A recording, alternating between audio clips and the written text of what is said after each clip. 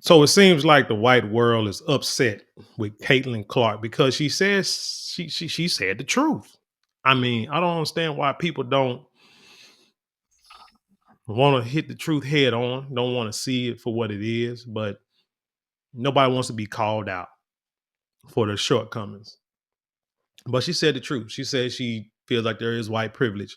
She might be right a little bit, wrong a little bit, but what's funny is, like I said, the world is mad at her. I want to read an article. One of the articles talking about how her fans are boycotting her. And then what's going to be real funny is Sonny's hosting said something on a View, and for once, I kind of agree with her point of view. But let's go ahead and get into this first. Let's no. Let's go ahead and do the article first. I'm going to read this here. This is from the Sun, no, the Spun.com, and it says Caitlin Clark fans boycotting her over white privilege comment.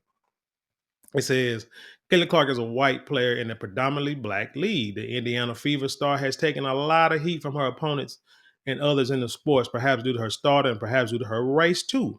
Clark, the number one overall pick in 2024 NBA draft out of Iowa, dominated the league in her first season. She averaged 19.2 points, 8.4 assists, and 5.7 rebounds per game. Clark led the Fever, one of the league's worst teams in 2023, to the playoffs in 2024. The former Iowa Hawkeye star was named the Rookie of the Year in a near unanimous vote. It says she was recently named Times Athlete of the Year, admitted her profile with the magazine that she feels some privilege being white in the league. Clark has been subject to a lot of racially themed debate. AJ Wilson, the WNBA's MVP, said that Clark's race plays a huge role in her popularity. Now, that's funny. A black woman said the same, black woman and white woman agree with each other about Caitlin Clark's ascension into stardom, but the world has a problem with it because she says she feels that there's white privilege. Man, they say Clark's top rival Angel Reese accused Iowa and Indiana Fever fans of racist behavior. The WNBA's Rookie of the Year has admitted to feeling white privilege. Quote, I want to say I've earned every single thing, but as a white person, there is privilege, Clark told Time. A lot of those players in the leagues that have been really good have been black players. This league is kind of built on them. Actually, the league is funded by the NBA, but hey, it is what it is. The more we can appreciate that, highlight that, talk about that, and then continue to have brands and companies invest in those players that have made this leagues incredible, I think it's very important. I have to continue to try to change that. The more we can elevate black women, that's going to be a beautiful thing. I think the problem is how you define privilege. They say, okay, hold on, let me keep going. Some of Clark's fans are not happy with her going as far as a boycott her over the comments. You are dead to me, one fan wrote. Goodbye, Caitlin, one fan added. The WNBA Mafia put her up to it, one fan added. Caitlin Clark just sabotaged her marketability and turned away the audience that could have made the WNBA great, one fan added. Former ESPN host Jamel Hill was among those to react to the comments too. Quote, so now, hashtag they mad that CC acknowledged that while she's earned what she's got, she does benefit from white privilege. If you're mad at something so obvious, that means you were never a real fan of hers or the WNBA. Yes, you were probably racist. And now somebody that called you out for your racism, now your butt hurt. Those are my words. You just liked her as long as she could be your avatar to hate on black and queer women. Well, as she wrote, well, who knows? Could be right. Clark is used to this though. She said back over the summer that she tries not to pay attention to the debates. Quote, it's not something that I can control. I don't put too much thought and time into thinking about things like that. To be honest, I don't see a lot of it, Clark said at the time. Like I've said, basketball is my job. Everything's on the outside. I can't control that. So I'm not going to spend time thinking about that. People can talk about what they want to talk about, create conversation about whatever it is. But I think for myself, I'm just here to play basketball. I'm here to have fun. I'm here to help my team. We won 3 games. Feel like we've been in a position to win a few more than that. My focus is help us to do that. I don't pay much mind to that at all, to be honest. It's kind of like, you remember when Donald Trump went to the National Association of Black Journalists and they asked him about uh, Kamala Harris is like being black. He was like, man, I don't care. I don't care. But then they kept, baiting him with that question. And he said, yeah, I mean, I'm just saying though. She did. She used to say she was this. Now she's saying she's claiming that. So it just, it was just a question. But he said, I don't care. He said, I mean, somebody who does that, maybe they don't respect either race. But he said, I don't care. I'm just here about the issue. And they're like, oh my God, I can't believe he said that. But he said he didn't care. You try to make it into something that it wasn't. She said she don't. Kenny Clark is a kid. Do y'all understand this? I don't care if she's 19, 20, 21. She's still young. She's still a baby in the world. She has a long way to go. And she tried to be mature about the situation and say that she's not going to be concerned about race. But what she would probably understands now and will understand and will see for the rest of her life, as long as she plays in the NBA, is that in this westernized society, white is right. She is right. Like I say, it depends on how you define privilege. Look at Eminem.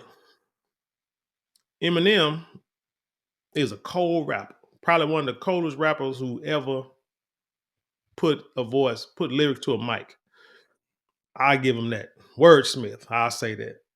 But if he was black, and there are rappers who, let's just say like Lil Wayne. Lil Wayne is a dope wordsmith. Now, anyway, he's a dope wordsmith, but he's black.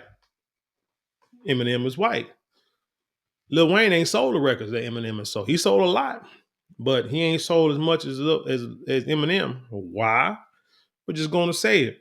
Eminem has the complexion to get the marketing, to get out there. Uh, Dr. Dre, 50 Cent, they knew it. They probably, I don't know if they said it publicly, but they know. You get a white boy that can rap, he's going to sell records. Because white people were the ones who were buying the records, the NWA. If you know business, they'll tell you that in music, the majority of all this street rap, hip hop rap that was being sold in the stores, white people were buying them. If you look at the concerts, the majority of the people in those concerts and them seats were white people. Still now is white. The majority is white kids. Black folks might listen to it more, might listen to the radio more, might listen to it on YouTube and stream it more. But when it comes to like big dollars, the majority of the money is spent by white people. And so you have to understand that. Beastie Boys, one of the first hip hop acts back in the day. Hell, I bought a Beastie Boys album. I mean, in the beginning, it's about it's you just live in a world where a skilled white person in a in a I don't know, in a career or business somewhere in something that's dominated by black people, black athletes, of black people, period, it's gonna turn heads for the money. So yeah, so when she says she has like white privilege, it's true. Come on now. She came into the league. More people came to the games. Hell, they were talking about selling tickets to a freaking WNBA game on a weekend with her going against Angel Reese for like $9,000. Who in the hell ever thought that you can sell a WNBA ticket for $9,000? And the level of play compared to the men, there is not even close. They're not even close. But people talking about paying thousands of dollars to see Caitlin Clark play on a Saturday. Like, who is this kid? I even tried to turn the TV on to watch the game, her against Angel Reese. But everybody said, we know Angel Reese just as good. AJ Wilson is even better. And that's what Caitlin Clark is saying. She knows this. We know this. The problem is, y'all are not out there watching the game. Y'all are not there paying $9,000 to see Angel Reese play against just anybody. Or, like I said, AJ Wilson just playing against anybody.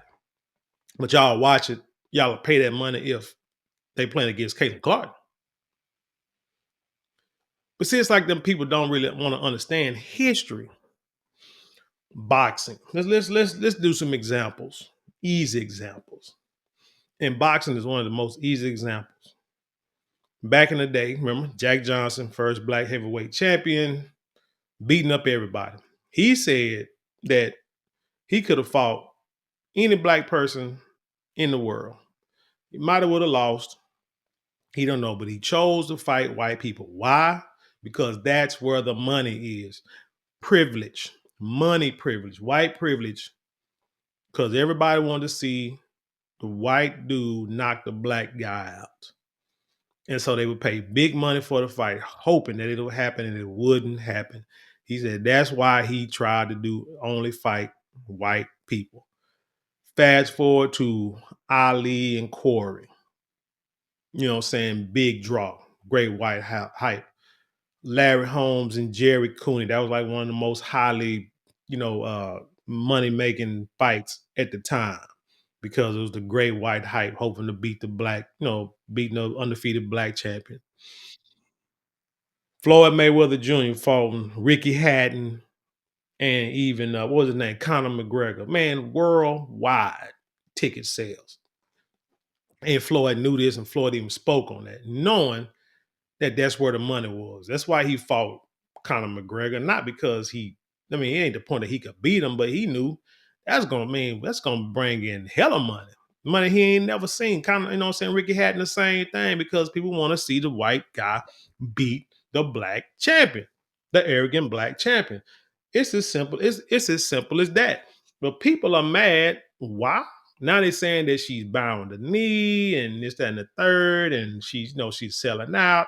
No, she's just putting it out there, saying like hold on. I want to her can go to Sunny Hostin because, like I said, I'm going to agree with part of what she said. Let's see. The WNBA started in 1996. First games played in 1997.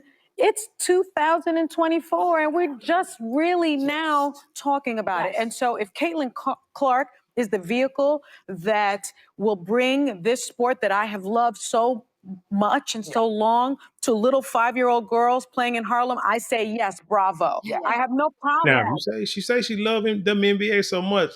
I don't recall seeing her on no commercials or taking pictures with athletes promoting the sport. Come on now. You got the platform. With that being said, I do think that there is a thing called pretty privilege. There is a thing called white privilege. There is a thing called tall privilege. And we have to acknowledge that. And so the part of it is about race, because if you think about the Brittany Griners of the world, why did she have to go to play in Russia? They wouldn't pay because her. they wouldn't pay her. Because they wouldn't pay, not they're because she paying was that black, but because they didn't believe in the WNBA. Exactly. See, you got all these WNBA players going overseas to play because WNBA, let's just be honest, not making the money. So now you got this young white girl who bringing in these eyes to the sport. You're getting private planes, best hotels, ticket sales going up, merchandise sales going up. And then she said, yeah, I think it has something to do with me being white. It does, because there are people who play better than her and the money ain't there like that. And like Sonny Hostin said, there is, saying such thing as white privilege, tall privilege, pretty privilege. Yes, it is. You can be pretty and get hired for a job at places deemed pretty. Let me say that, because to each his own. Beauty's in the eye of the beholder, and you can get hired somewhere just on your looks alone. Then you can get hired on your skill set alone. You can get hired because they need a certain number of people, a certain type of people to be in the place. I remember going back to college, beginning my journey into nursing school, and I had a counselor tell me that it was a meeting at the school. But anyway, I remember a counselor telling me, I was telling him about trying to get in nursing school and what I need to do and this, that, and the third. And this guy, he told me, look, you are a young heterosexual black male. You will be a shoe-in you'll be a shoe-in to get into the nursing program because they need male nurses. You gotta do the work. You gotta take advantage. Young black male heterosexual privilege. And I took advantage of it. Took advantage of it to the fullest extent. So it's like, should I say, oh, that's not right? Oh man, I can't believe he said that. We need to protest because that's not right. Everybody should be, man, whatever. Whatever. Yeah, I'm gonna take advantage of it. And that's what I feel. I feel everybody should find something that they can take advantage of to come up in the world. That's just what it is. And it can bring awareness. So because if I can get in, then I can probably help others get in, which I have tried to do, which I've done, help others get in the program, help others get jobs, steer people in certain directions. That's what you do. So that's what I feel you should do. So yeah, there's privilege out there for everybody. But for some reason, if you say white privilege, folks get upset. Folks get upset and they get their pennies in a bunch, and I don't get it. I mean, it's just real life, man. But anyway, tell me what you think about this story. Leave your comments below, share it with the world. Let's have intelligent conversation around here. Don't forget to like, share, comment, and subscribe. Those 4 things cost you nothing but maybe a couple minutes out your day, but it means the world to us here. If you would like to support financially, you can get super thanks, super chats, or super stickers. And you can go to the description box below where there's links there you can click on also. Don't forget to go to marlonmorale.com where you can get 10% off your first purchase of all our luxury items. I promise you will not be disappointed. And right now, take advantage of our mini sandalwood beard kit sale. It's in the shop button below. Sandalwood is clinically proven to help stimulate hair follicle growth. And we have the beard oil, beard balm, beard wash. So if you're trying to grow that beard to its full potential, why not use the best product on the market? With that being said, I'll leave you in peace, and I'll see you on the other side.